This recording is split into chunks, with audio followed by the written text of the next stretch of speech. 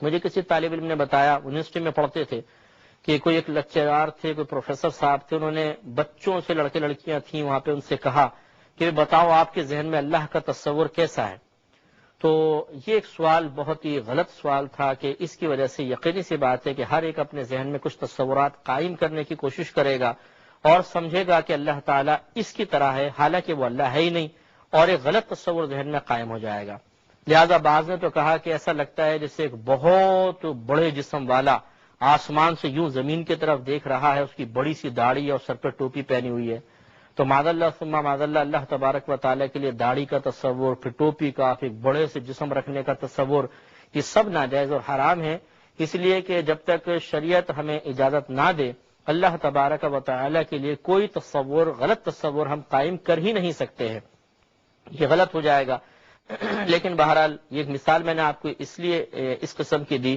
کہ اگر خدا نہ خواستہ آپ کے ذہن میں بھی شیطان کوئی تصور قائم کرنے کی کوشش کر رہا ہو تو اس تصور کو فوراً نکال دیجئے۔ بس ذہن میں تصور رکھ سکتے ہیں آپ، یا یہ نظریہ رکھ سکتے ہیں کہ اللہ تبارک و تعالی موجود ہے اور اپنے علم اور قدرت کے اعتبار سے پوری کائنات کو گھیرے ہوئے ہے۔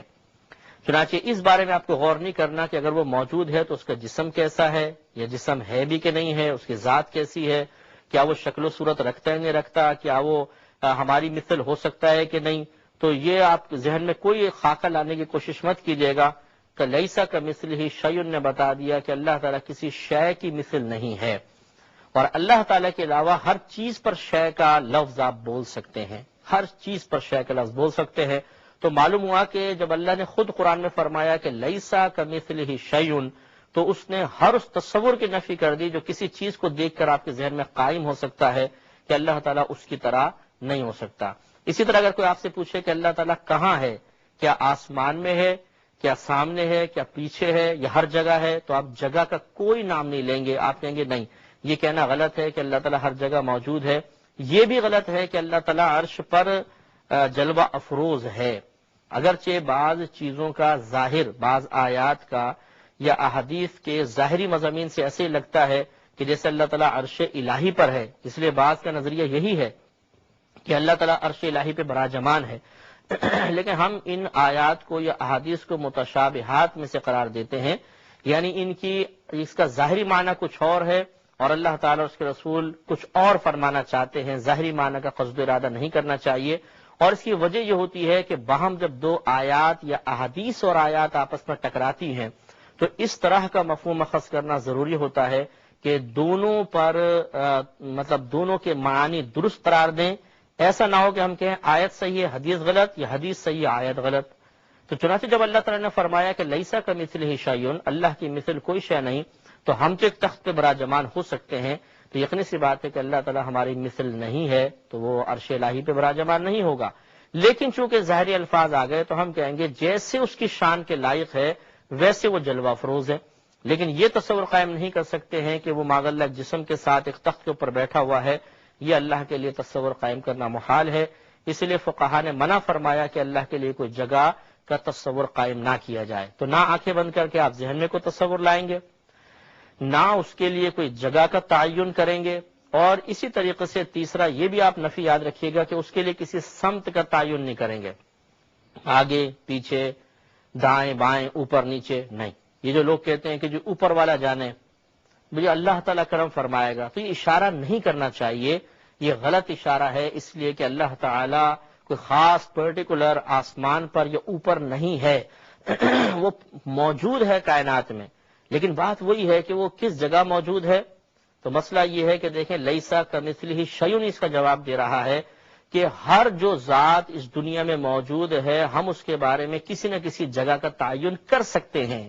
لیسا کمثلہ شیء، لیکن اللہ کی مثل تو کوئی شے نہیں ہے، تو اللہ تعالیٰ کے لیے جگہ کا تعین بھی نہیں ہو سکتا ہے۔ اور یہ بڑی حیرت انگیز بات ہے کہ پوری کائنات کا نظام چلانے والا، پوری کائنات کو پیدا کرنے والا، ذرے ذرے سے اس کی ذات کی موجودگی پہ دلائل حاصل ہو جاتے ہیں، لیکن خود آپ اس کے لیے جب ذات کا تصور لانے کی کوشش کریں گے ذہن میں کوئی تصور نہیں آ سکتا، جگہ متعین کرنا چاہیں گے نہیں کر سکتے ہیں، سمت کا تعین کرنا چاہیں گے غلط ہوگا۔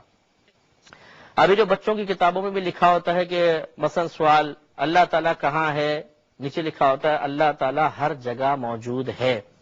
بہتر یہ ہے کہ یہ کہا جائے کہ اللہ تعالیٰ کائنات میں موجود ہے. کس جگہ موجود ہے کسی خاص پرٹیکولر جگہ کا تعین نہ ہو، نہ ہر جگہ کہا جائے، کیونکہ ہر جگہ میں یہ ٹیبل بھی ہے، ہر جگہ میں یہ زمین بھی ہے، ہر جگہ میں ناپاک اور گندے مقامات بھی ہیں. تو اللہ تعالیٰ کے لیے اس قسم کا کوئی بھی جملہ نہیں کہنا چاہیے. اللہ تعالیٰ موجود ہے، اللہ تعالیٰ اس کائنات میں موجود ہے. چھوٹے بچے کویسچن کریں کہ پھر وہ کس جگہ موجود ہے تو انہیں پیار سے سمجھایا جائے کہ بیٹا بھی آپ کا ذہن بہت چھوٹا ہے، تھوڑے سے آپ بڑے ہو جائیں گے تو انشاءاللہ ہم آپ کو تفصیل سے بتائیں گے. جیسے سینکڑوں چیزوں کے بارے میں بچے کویسچن کرتے ہیں، تو ایسا تو نہیں ہے کہ ٹیچر اور ماں باپ ہر کویسچن کا جواب مکمل تفصیل کے ساتھ اس بچے کو دینے کی کوشش کریں. تو لہٰذا اس عقیدے کو بھی پہلے اتنا ہی سمجھایا جائے اور اس کی تفصیل پھر جب بچہ ذرا بڑا ہو جائے تو آگے چل کر سمجھائی جائے. دوسری بات یہ کہ سوال یہ پیدا ہوتا ہے کہ نبی کریم صلی اللہ علیہ وسلم سفر معراج پر آسمان کی طرف تشریف لے گئے تھے، اور وہاں مطلب یہ کہا جاتا ہے کہ آپ نے سفر معراج میں اللہ تعالیٰ سے ملاقات بھی فرمائی. تو اس کا مطلب یہ ہے کہ اللہ تعالیٰ تو آسمانوں پر ہوگا، تبھی تو نبی کریم تشریف لے گئے. تو مسئلہ یہ ہے کہ جیسے ہم آپ کو دلائل کثیرہ بتا رہے ہیں کہ ان کی روشنی میں فقہا نے یہی نتیجہ اخذ کیا ہے، علماء متکلمین نے یہی نتیجہ مرتب کیا کہ اللہ تعالیٰ کے لیے کوئی سمت کا تعین نہیں کر سکتے ہیں،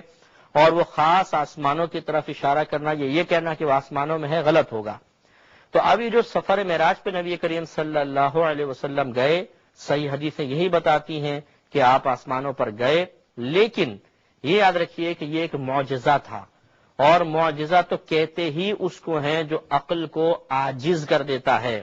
عقل کی سمجھ سے ماورا ہوتا ہے. لہذا اللہ کے لیے سمت کا تعین نہیں ہو سکتا، اللہ کے لیے جگہ کا تعین نہیں ہو سکتا، اور پھر نبی کریم آسمان پہ تشریف لے جا رہے ہیں اور قصد و ارادہ یہی ہے کہ اللہ تعالیٰ سے ملاقات ہوگی. تو ان دونوں میں کے اندر کوئی ربط پیدا نظر آتا، تو اسی لیے نہیں آتا کہ یہ ایک معجزہ تھا، اور معجزہ تو عقل میں آ ہی نہیں سکتا ہے.